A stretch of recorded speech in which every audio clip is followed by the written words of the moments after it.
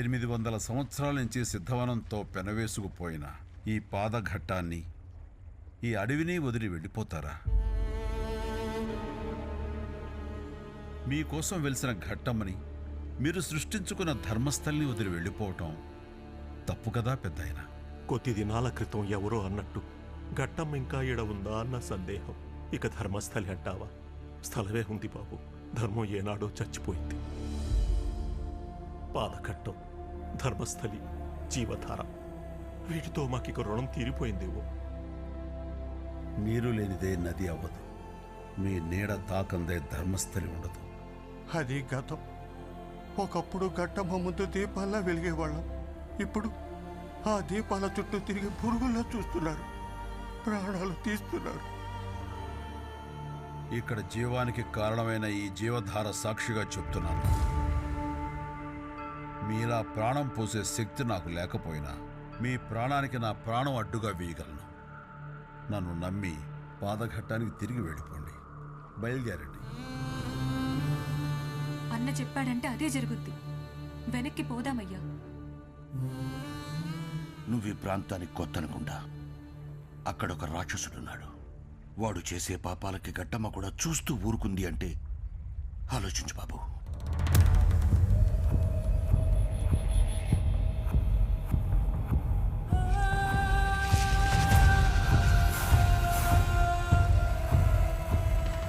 ఆ రాక్షసులు రానే వస్తున్నారు. పోదాం పదండి. వాళ్ళు వచ్చేది నా కోసం.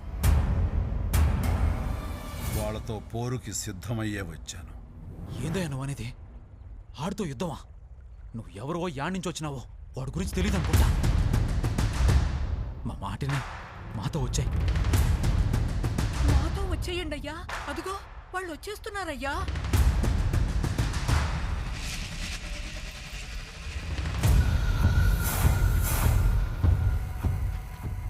మేమందరం ఇక్కడి నుంచి వెళ్ళిపోతున్నామయ్యా. మీరు సరే, ఆచార్య అని ఒకడిటి వచ్చాడంట. ఎక్కడా? ఎక్కడ్రా?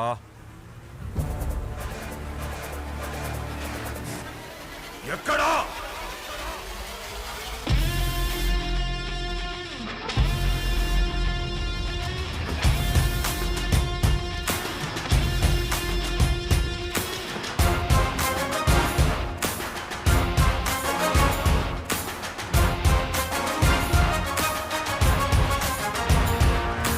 సర్ది చెప్పి మాతో పాటే తీసుకెళ్తావయ్యా. వదిలేయ్యా.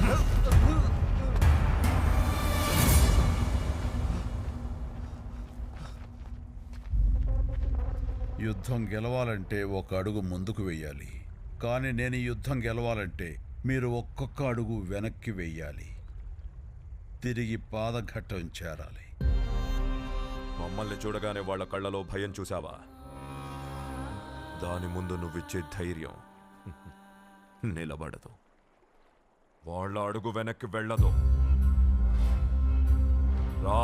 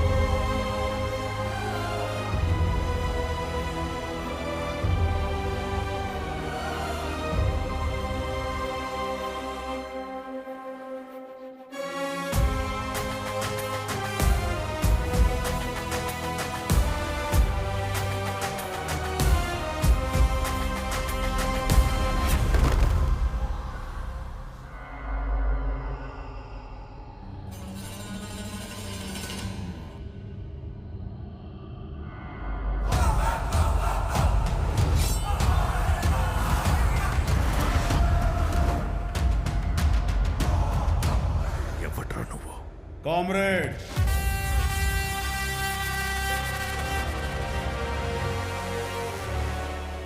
కామ్రేడ్ ఆచార్య,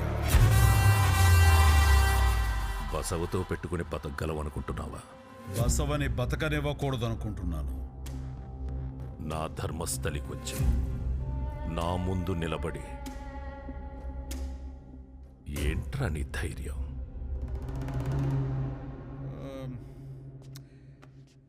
20 ఏళ్ళు అంతకన్నా పై మాట. రోజు దట్టమైన అడవుల్లో చుట్టూ క్రూర మృగాలు, నా కోసం వేటాడే వందలాది మంది పోలీసులు. ఏ ఒక్కటి నన్ను తాకలేదంటే నా దగ్గర ధైర్యం తప్ప ఇంకేముంటుంది చెప్పు? గుంపులో ఎవరూ చూడకుండా చేతి మీద 2 ఘాట్లు పెట్టి ఏదో చేసేశాననుకుంటున్నావా? నేనొచ్చానని చెప్పాలనుకున్నా, కానీ చెయ్యటం మొదలు పెడితే ఆ కత్తి చేతి మీద కాదు, ఛాతీ మీద 3 అంగుళాలు లోపలికి దిగుద్ది. ఎందుకొచ్చావు ఇక్కడికి? ఏం కావాలి? పాదఘట్టం కనుసైగలతో నిత్యం ధర్మంతో నడిచే పూర్వధర్మస్థలి. అసలు పాదకట్టం ఉండాలి కదా. ఎవడో వచ్చి ఏదో అడిగితే పాదఘట్టం మీద చెయ్యి వేయగలననే అనుకుంటున్నావా? ధర్మస్థలి నుంచి పాదఘట్టానికి వెళ్ళాలంటే జీవధార ఒక్కటే దాటితే సరిపోదు, ఈ ఆచార్యుని కూడా దాటాలి. ఆ పాదగట్టంకి నీకు ఏంట్రా సంబంధం? పాదగట్టంకి ఏదన్నా అయితే నీకేంటి? దివ్య వనమొక వైపు, తీర్థ జలమొక వైపు, నడుమ పాదఘట్టం.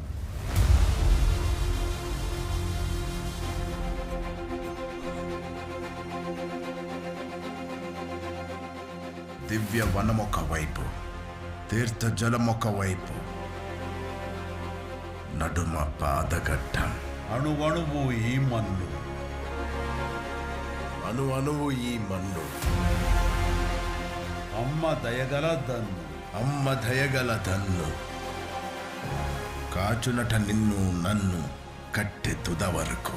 కాచునట నిన్ను నన్ను ఈ కట్టెత్తుత వరకు.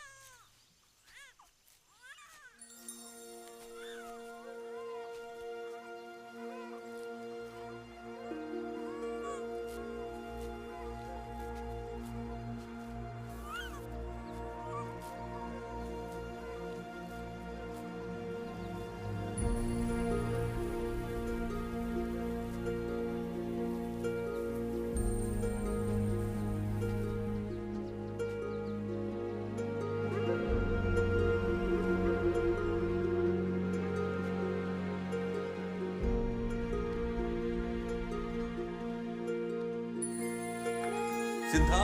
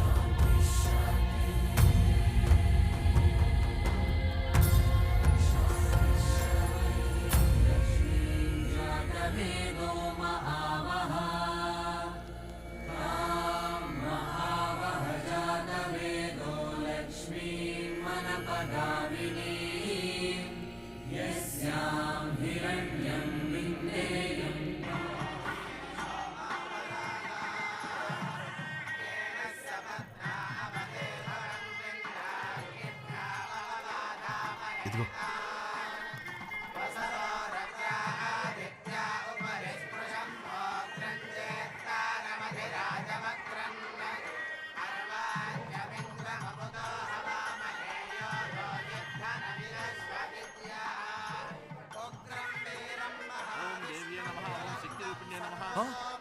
అమ్మవారి మెళ్ళలో హారం కనిపించట్లేదు.